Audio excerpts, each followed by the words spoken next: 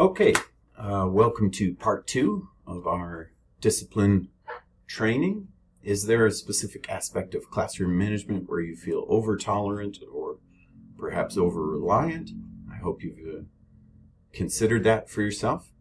Now I want to move into how I can support you better in my role. Everybody remembers this scene, I hope, from Jerry Maguire. He's pleading with this other person to help him help you. And that's what I want to do here in this next segment.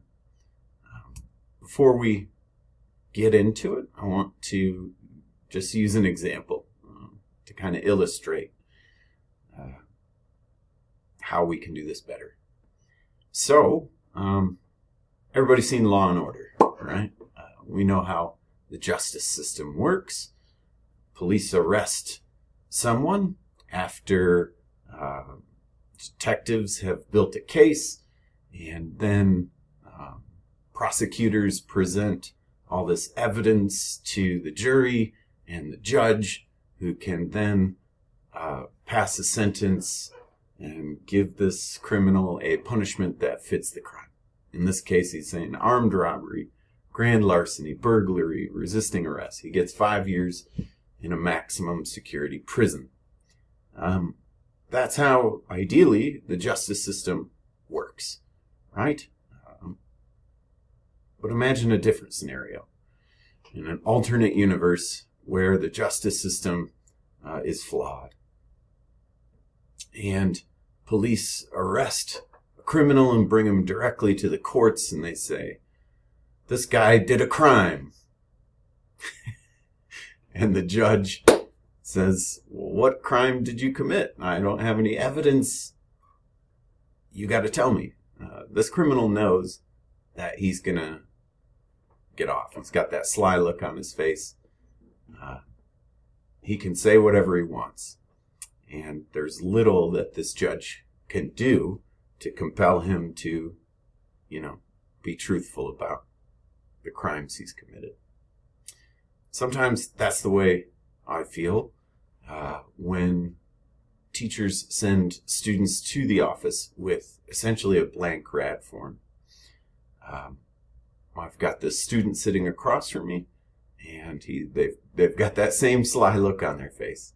And it's really difficult to get a meaningful outcome out of those meetings when a student just knows that they don't have to be forthcoming with what happened. Sometimes I get rad forms where the teachers have circled a few of the rules, and this is more helpful. At least I can, start that conversation by saying, I see that you were talking at an inopportune time in the lesson. Can you tell me what you were talking about or what the context was? And maybe that child was being very disruptive, but they'll seldom take that accountability right away. They're much more likely to say, I just barely whispered to a friend one time. And, it makes it that much more challenging to have that meaningful conversation with both that student and with their parents when I'm not equipped with the necessary context and evidence to have a meaningful outcome. And so as a result, oftentimes, it's a parent contact, they fill out the form, but the student maybe feels as though they've gotten off the hook here. And that's not the outcome that I want to have, and it's not going to have a meaningful impact on your classroom experience. The most effective office referrals are ones where teachers have taken the time to describe the incident and provide that evidence that's necessary that can lead to a more meaningful or impactful outcome. For example, if this teacher in this situation had written, the student was rolling around on the floor, they were pretending to be a Pokemon and shouting loudly that he's got to catch them all. Despite 3 warnings, the behavior continued throughout the lesson. It might have taken 30 seconds, a minute to write that. But now that's a conversation, a focused conversation that I can have with that student and with that student's parents. Or I might be able to say to the student, wow, I'm reading this behavior, and I remember 2 weeks ago we had something very similar happen in this other class. And now I've got a pattern of behavior. And when I have a pattern of behavior, it leads to a much different outcome, right? So this time, maybe the consequence is they get lunch detention, or if it's a pattern, maybe there's parent shadowing involved. But having the full story is really important. So oftentimes, these teachers, when they give me these details, I'm able to have a much more meaningful outcome.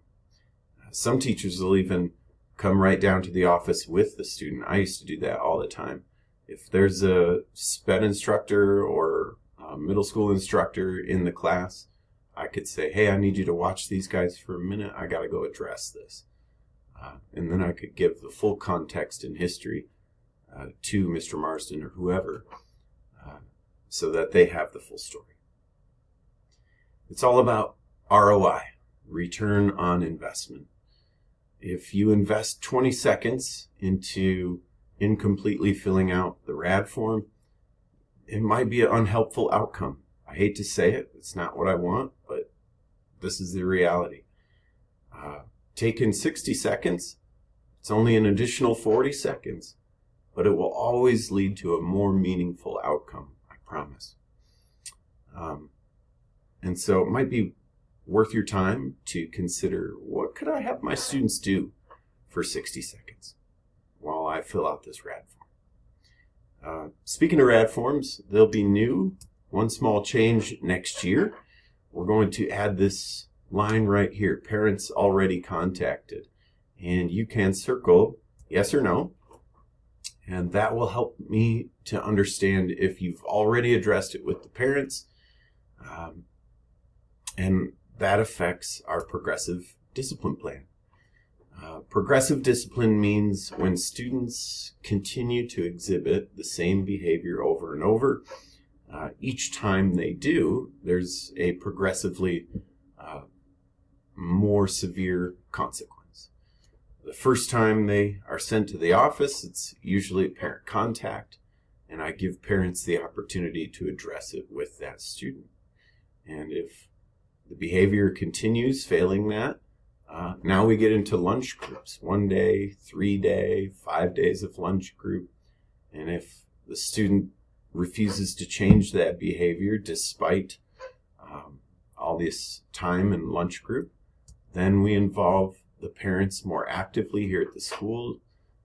We invite them in for a behavior intervention plan, and we set up some parent shadowing. I want to sort of fast track this process. So in the future, if you send a student to me and you indicate that I've already emailed or given a phone call to these parents about this issue, then I'm not going to start with a parent contact because they've already had the opportunity to address that with the student. It's all just move directly into the lunch group, and we can get to these higher tier consequences more quickly and hopefully change behaviors in your classroom more quickly by not doubling up on parent contacts. We can even get to out of school suspension for some of these behaviors if we involve the parents early. Okay, so come up with a plan. Everyone should have a plan that they just sort of keep in their back pocket on what you can ask your students to work on for 60 seconds while you fill out a RAD form. For example, in my class, I used to have my students pull out their hot dog vocab, and we had this whole procedure, practice routine established where they know it's like a 3-minute drill where they quiz each other with their hot dog vocab.